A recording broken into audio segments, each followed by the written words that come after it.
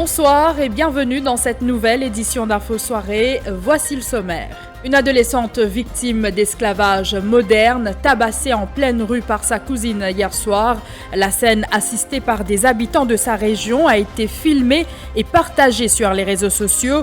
Une vidéo qui choque plus d'un. L'Ombudsperson for Children a initié une enquête. Aucune arrestation à ce stade. Le témoignage de l'adolescente à suivre dès le début de ce journal. L'ICAC passe à l'offensive après la saisie record de 3,6 milliards de roupies de drogue dimanche. 2 bateaux appartenant à la famille Gorobi saisis et un 3e frère arrêté. Cette famille est engagée dans les activités de pêche. Le ministre de tutelle Soudiar Modou nie tout lien avec les Gorobi. La députée du MMM, Johanna Béranger, monte au créneau. Le Hansard de l'Assemblée nationale publié aujourd'hui ne mentionne pas les propos injurieux prononcés à l'Assemblée nationale mardi, tandis que l'incident figure bien dans la vidéo officielle de son intervention reçue du département vidéo du Parlement. La Mauritius Global Diaspora organise pour la toute première fois des élections générales virtuelles. Les Mauriciens pourront voter en ligne les 8 et 9 mai prochains pour les mêmes partis politiques qui s'étaient alignés lors des élections du 7 novembre 2019. L'initiateur du projet, Kovilen Nosingen, nous fera part de ses objectifs. Et à la fin de cette édition, nous mettrons le cap sur le Maroc où une Malienne a donné naissance à 9 bébés alors que les échographies n'en montraient que 7. Mais d'abord, la Camerounaise Anita Michel Gueffak Esperopa, libérée sous une caution de 250 000 roupies et a signé une reconnaissance de dette d'1 million de roupies. Elle est soupçonnée d'avoir tué son époux, un Polonais de 49 ans. Le drame s'est produit aux petites heures mardi dernier à Grand Gobe. La mère de 2 enfants qui plaide la légitime défense devra se présenter au poste de police de la localité 2 fois par jour. Elle comparaîtra devant la justice le 6 juin prochain. Elle est représentée par maître Zakir Mohamed. Encore une agression filmée et partagée sur les réseaux sociaux, mais cette fois pour dénoncer cet acte à l'égard d'une adolescente de 16 ans. La vidéo a été partagée des milliers de fois sur les réseaux sociaux et on y voit 2 femmes malmener une fille qui est par terre. Elle est tirée par les cheveux. On lui inflige des coups au visage. Pourquoi cette agression d'une rare violence? Nous avons retrouvé la fille sur la vidéo et sa mère. Elle raconte qu'elle est traitée comme une esclave, faisant le ménage, donner le bain aux enfants de sa cousine, mais aussi acheter les boissons alcoolisées. Quand la fillette n'a pas voulu continuer à vivre chez la cousine, elle a été agressée en pleine rue. Elle témoigne avec le consentement de sa mère. Après, mon gars battait pour moi, plusieurs fois mon gars battait pour moi. Ici même. Quand mon cousine même en bas, qui faisait battre moi parce qu'il m'a fait quand mon bonne cousine, je pas content de se transférer moi dans la case. Je peux m'en faire l'ouvrage, je suis moi une esclave, je m'en vais de petit, comme on est là pour me sortir, moi avec mon camarade, je dis ouais, copie elle rentre dans la case. Comme on pas dans code lié, il tape moi. Mais puis je me tu peux capturer si ban naturel tu peux causer, tu peux bourrer, tu peux taper, tu as une boîte sur la main, ban là fait vite la guerre là. Nous sommes la police va les café non ni. Ban même moi en temps, ça peut laisse-moi sortir, si moi sortir pour taper moi. La mère raconte que sa fille était sous la garde de son père quand il était en prison, mais s'est retrouvée au final dans un shelter avant d'atterrir par la suite chez les nièces de son père. La mère a porté plainte après avoir visionné la vidéo de l'agression. La fille a reçu des soins à l'hôpital et l'affaire portée à la CDU son témoignage. C'est dans le shelter, mais ce papa tu n'as sous la garde, il n'a fait mauvais, papa le met vidéo, sa cousine ramasse-les. Enfin, généralement, c'est besoin des enfants là, oui, moi d'accord avec eux. Enfin, moi aussi, je suis dans le banque à sa fois, mon avis est un peu bouleversé, moi, tu peux faire pour yon, tu allais venir, mais là, je refais mon avis. À cause de pas les que Dieu, il veut bien les autres enfants, faire l'ouvrage, il y a une petite fille, il a 17 ans, il a 3 cousines en bas, il parle de 350 personnes, il vient rester dans la cave, faire l'ouvrage, sans tous les enfants, ben, d'ici, il vient. Ça laisse-moi l'esclave, ça dominer avec les enfants du monde. À la saison de bois, de ça, il boit de temps. Pourquoi laisse mes enfants là aucun part? Pour laisser mes enfants rester avec moi, parce que moi, il prend l'auto avec CDU, on passe CDU, tout ça là. Dans la police, on fait seule enquête, on a fait série d'une seule enquête.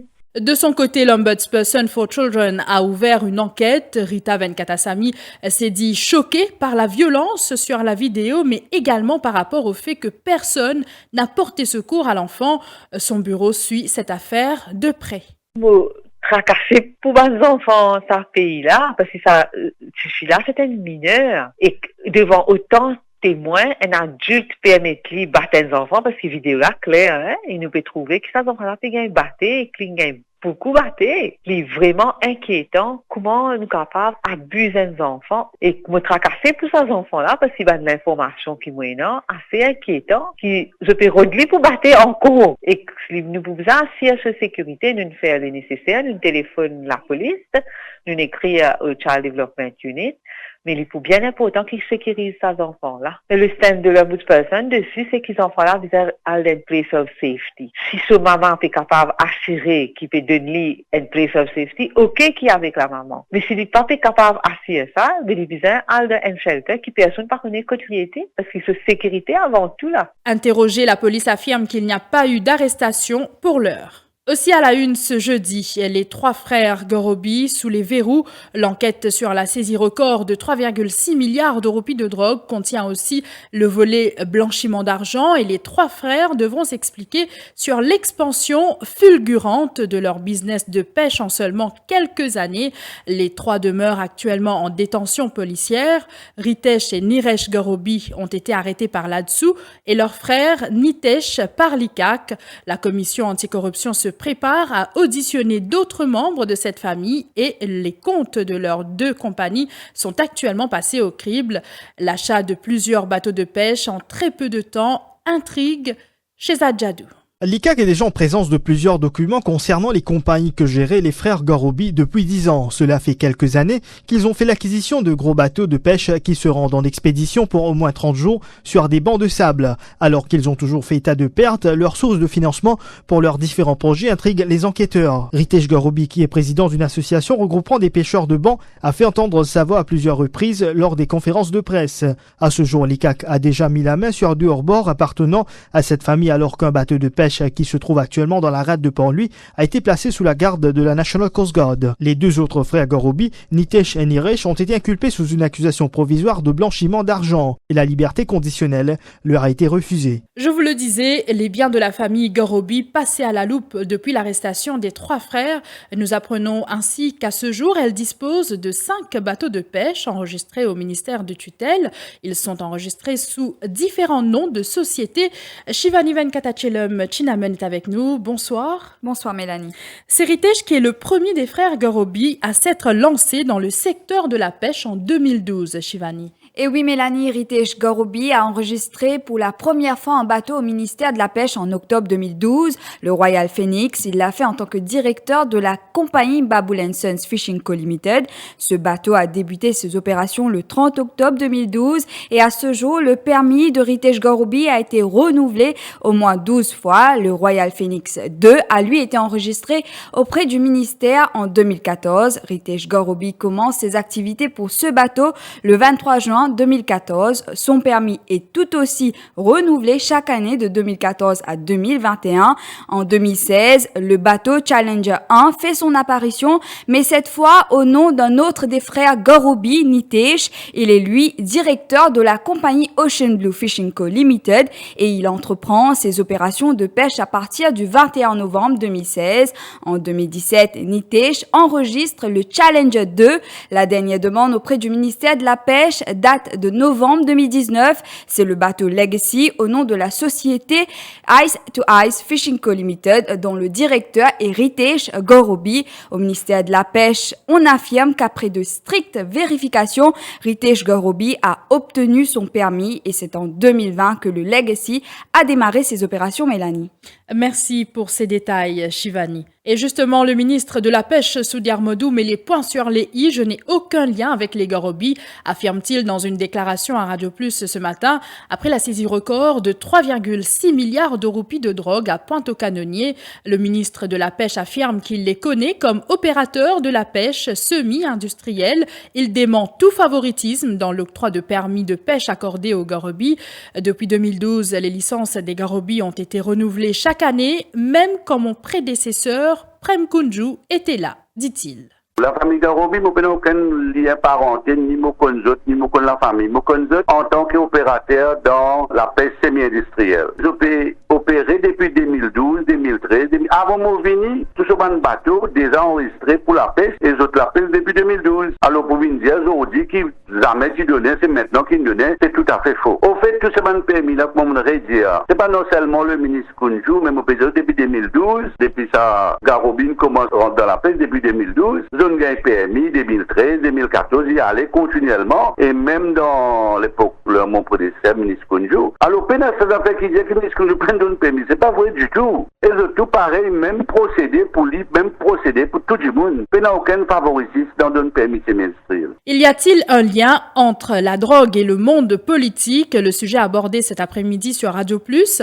Des milliards de roupies transitent par des sociétés écrans et Maurice est associé à ces listes de pays engagés dans le blanchiment d'argent, devait affirmer Reza Outim, parlementaire du MMM.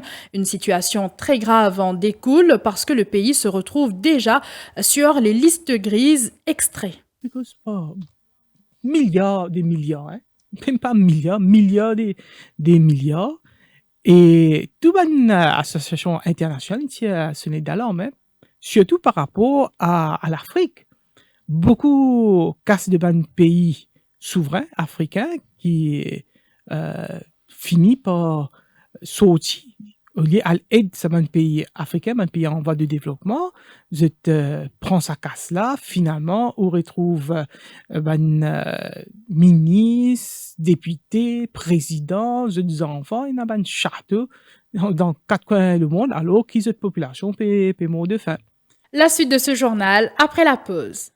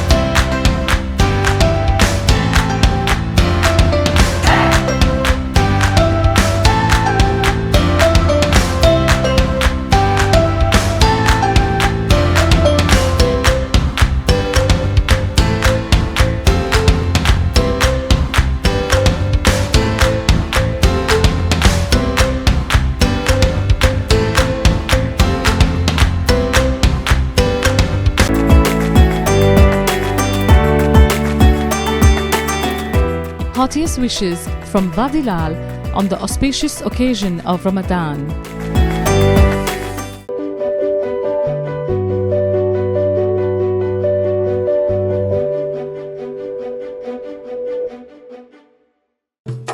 Eagle Brand Spices présent plus qui 100 ans dans la cuisine.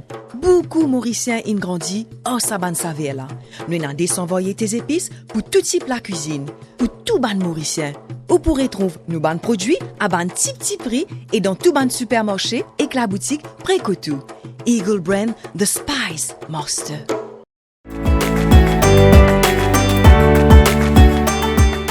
Muaz अब सबको रमज़ान मुबारक की नेक ख्वाहिशात पेश करते हैं।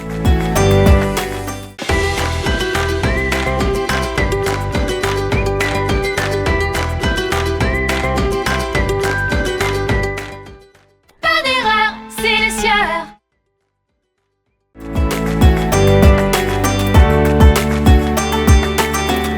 Heartiest wishes from Vadilal on the auspicious occasion of Ramadan.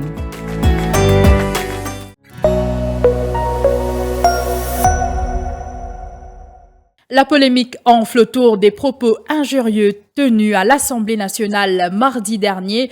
Les insultes qu'auraient été tenues et attribuées à la ministre Kalpana Kunjusha, relayées sur la Parliament TV et sur les réseaux sociaux, ne figurent pas dans le Hansard. C'est ce qu'affirme la députée du MMM, Johanna Béranger, et elle se pose des questions.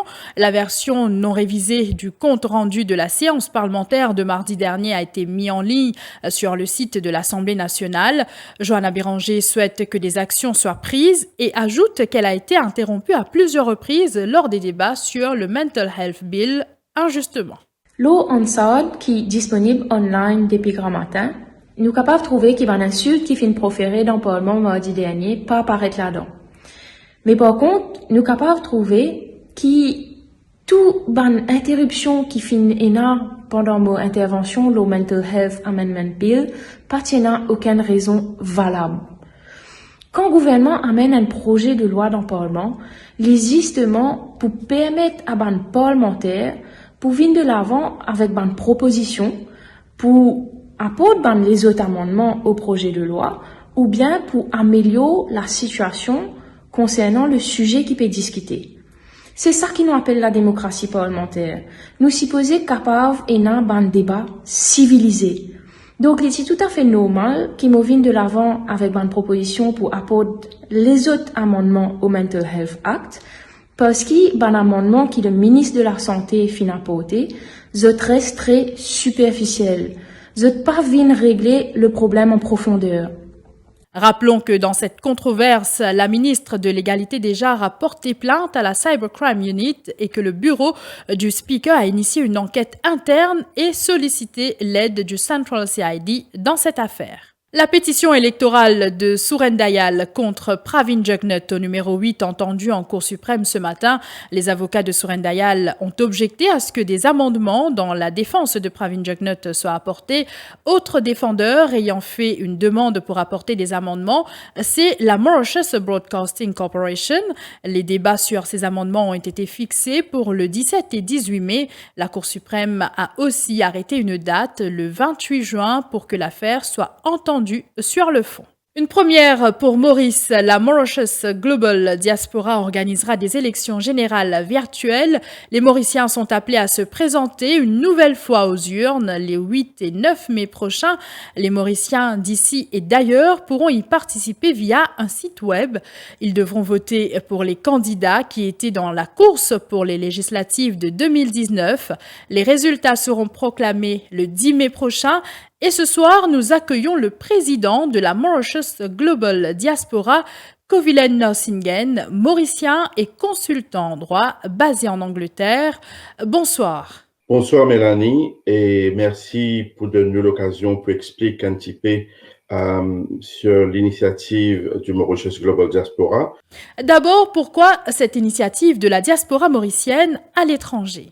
Laisse-moi expliquer un petit peu l'initiative de sa élection en vue pour le 8 et le 9 mai. C'est bien une initiative du Mauritius Global Diaspora et qui faire, c'est parce que nous décide pour faire une élection virtuelle qui est une première et c'est par rapport à une allégation qui finit là et à partir des élections de 2019, c'est-à-dire qui nous finit là, bulletin qui finit envolé dans la nature, nous finit encore piatane, après 2 ans, nous pas encore trouve un aboutissement de le cas qui finit référé par le commissaire électoral au CCID. Et aussi, ce qui est très important, nous pas encore fini là, une explication avec tout le respect qu'il me doit, M. Yafan Rahman, le commissaire électoral, mais jusqu'à aujourd'hui, nous pas fini là, une explication qui fait beaucoup de gens qui pas fin enregistrés, pas sur la liste et pour être capable de voter. Donc, du coup, nous décide pour faire une élection virtuelle que tous les Mauriciens à l'île Maurice, incluant eux-mêmes, et tout le Mauricien à l'extérieur de voter. Comment est-ce que cela va se passer? Encore une fois, Mélanie, comment ça va se passer? Et à partir le 8, à partir de minuit, et c'est-à-dire vendredi soir pour une samedi matin, à partir de minuit, et pour capable commencer à voter. Et juste avant, les bons qu'on fait ressortir, nous prenons un débat, un dialogue avec plusieurs invités qui prennent le plateau, juste avant qu'ils nous ouvrent les yeux. Donc, à partir de minuit, tout le monde mauricien à Maurice et à l'extérieur de Maurice pour capable voter. Comment je peux capable voter? Je peux venir le site web que vous trouvez en bas, le Mauritius www.mauritiusglobaldiaspora.com ou bien sur une page Facebook MU Global Diaspora. Et à ce moment-là, je prends un lien et à partir de sa URL-là, je peux capable cliquer là et quand je peux demander pour voter, je peux obliger à mettre l'adresse email. Qui fait, je peux obliger à mettre l'adresse email parce que quand je finis, mettre votre nom et l'adresse email, je peux gagner un code OTP, un petit peu ressemblé comme le online banking. Quand je finis, mettre ce code OTP là, à ce moment-là, je peux capable voter et le vote va être validé. Et Covilaine, si le parti au pouvoir ne remporte pas le vote virtuel, cela voudrait dire quoi? La question que pose moi, qui peut arriver et qu'est-ce que cela veut dire si Bandimoun fait un vote en majorité un parti ou l'autre parti, c'est-à-dire soit le MMM, ou le PMSD ou le Parti travailliste, c'est qui, encore une fois, nous démarche et comme on m'a fait expliquer sur plusieurs médias, c'est de demander à la population mauricienne, à Maurice et à l'extérieur de Maurice, de voter et montrer qui l'autre parti, je peux envie, être au pouvoir au lieu de ce gouvernement qui est au pouvoir et avec une élection qui, d'après l'allégation qui fait l'ENA, qui une élection par fin de trucage. Et donc, quand nous dit un autre parti, il y a plusieurs scandales qui finissent là, et dans le pays, et pourquoi les Mauriciens, Mauriciennes, la majorité de la population, ils ont dit, je te sens pas capable de causer. Et donc, quand nous dit démocratie, beaucoup de gens utilisent le terme, encore une fois, very loosely, comme on nous dit en anglais. Donc, il ne faut pas nous faire une démagogie en même temps. Et nous pouvons baïonner la bouche des gens, et après nous pouvons cause démocratie, quand nous pouvons bafouer encore une fois nos sections 12 de la Constitution, quand nous liberté d'expression, et bafouer complètement. Donc là, nous disons, encore une fois, et nous lançons un appel à tous les Mauriciens et Mauriciennes pour qu'ils aient voté en masse et le 8 et le 9 mai. Tout le monde voté. Merci encore une fois. Merci pour cette intervention, Covilaine Narsingen. L'île copieusement arrosée ce jeudi, un avertissement de forte pluie est actuellement en vigueur à Maurice. L'alerte est valide jusqu'à demain à 7h. Selon la station météo de Vaqua, ces pluies accompagnées d'orages se répandront graduellement sur l'ensemble de l'île. Elles deviendront plus fréquentes dans la soirée et persisteront jusqu'à demain matin. Les explications du prévisionniste Avinash Douki. Émet un avertissement de forte pluie. Qui peut être valable jusqu'à demain à 7h. Et de l'autre côté, nous partons d'un nuage actif, qui est associé avec un système frontal qui peut venir sur Maurice dans les heures qui viennent et pour influence nous les temps. Donc, nous partons qui l'échelle pourrait être un nuage couvert avec la pluie qui parfois pour fort et ça peut accompagner avec l'orage. Et ça la pluie là, ça peut graduellement, répandre sur l'ensemble de l'île. Et ce qui m'a capable de dire, d'après un renseignement qui nous fait gagner, déjà, il commence à gagner une accumulation d'eau dans certaines régions de l'île. C'est touché la partie est de l'île. À présent, quelques témoignages des habitants de Rivière-des-Anguilles et Martaba touchés par les inondations. À ce moment-là, nous avons la pluie torrentielle. Des l'eau commence à accumuler et nous avons un pont qui est déjà fini inondé. Des l'eau commence à rentrer dans la maison du monde. Ça peut arriver que le canal dit tout.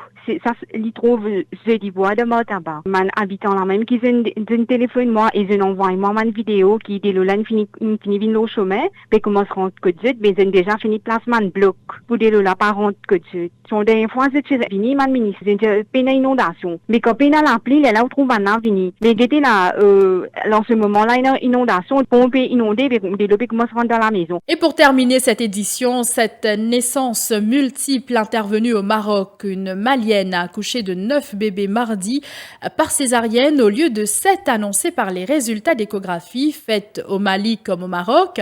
Après un séjour médical de 2 semaines dans un hôpital de Bamako, la femme a été admise le 30 mars dernier dans une clinique marocaine pour la prise en charge de sa grossesse. La ministre de la Santé et du Développement social du Mali a annoncé que Halima Cissé, la maman et les nouveau-nés, 5 filles et 4 garçons, se portent bien. Voilà, c'est ici que prend fin cette édition. Merci de l'avoir suivi et très bonne soirée à vous.